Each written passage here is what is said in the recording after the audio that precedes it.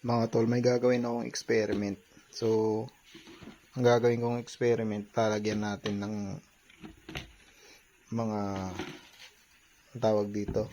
Nakuha ko lang sa daan kanina nung nagbabike ako. So, ilalagay ko dyan. Tapos, tingnan natin kung gagawin nilang pugad yan. Yung mga daga. Kasi nung linagyan, kunyari ito, etong mga to, bali nilagyan ko sila ng dayami. Tapos, ang ginawa nung mga nanay, parang nag-form sila ng nest ng pugad.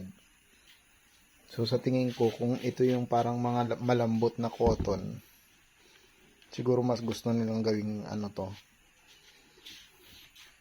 Mas gusto nilang gawing nest. Ito malapit na din mga anak ko.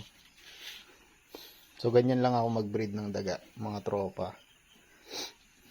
Bali, pag naka-colony yung mga yan, may kasamang male. Tapos, pag nakita ko malaki na yung tiyan ng female, sineseparate ko na para pag nanganak siya, kumbaga siya lang yung nandyan. Mag-isa niya lang. Kasi kapag, kunyari, nanganak siya dun sa colony, dun sa malalaking bin na yun, no? Pag nanganak siya dun, kinakain ng ibang nanay yung mga anak nila. So, kukunti yung natitira. Kaya, mas maganda yung ganito, mas effective. Ito yung kaya anak nito. So, mga tol, kung bago pa lang kayo sa pagboball python, yung pag-aalaga ng daga, ito yung pinaka heart and soul ng ball python keeping. So, napaka-importante nito. Ito ang number 1 na importante sa lahat. Kasi kung wala kang daga, hindi ka makakapag-breed, hindi ka makakapag-alaga ng mga ball python. Dati, nung nag-uumpisa pa lang ako, yung mga nami-meet ko na breeder ng ball python, parang minamalit nila ako. Minamalit nila ako kasi parang siyempre daga lang yung alaga ko. Wala pa akong ball python nun. Tapos parang ang baba ng tingin nila sa akin. Well, totoo naman, siyempre. Talagang mababa naman talaga pag nag-aalaga ka ng daga.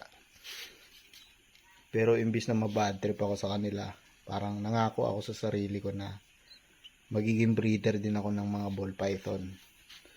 Magiging breeder din ako ng mga ball python at lalagpasan ko sila. Yun yung sabi ko sa sarili ko. Well, hindi pa naman yun nangyayari sa ngayon. Pero, syempre, kung titignan mo, nung nag-start pa lang ako, sobrang layo ko na ngayon.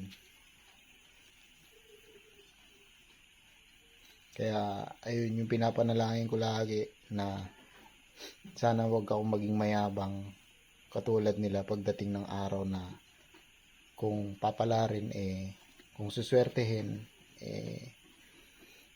maging talagang tayo, sikat na breeder ganun. Sana hindi tayo yumabang. Sana hindi ako maging mayabang ganun. Yun yung gusto ko sana mangyari. May mga hamster din pala tayo. Yan. So, kukuha pa ako na ito ng madami. Ang dami pang ganito. Para sa ganun ay malagyan pa natin. Kasi ang dami pa .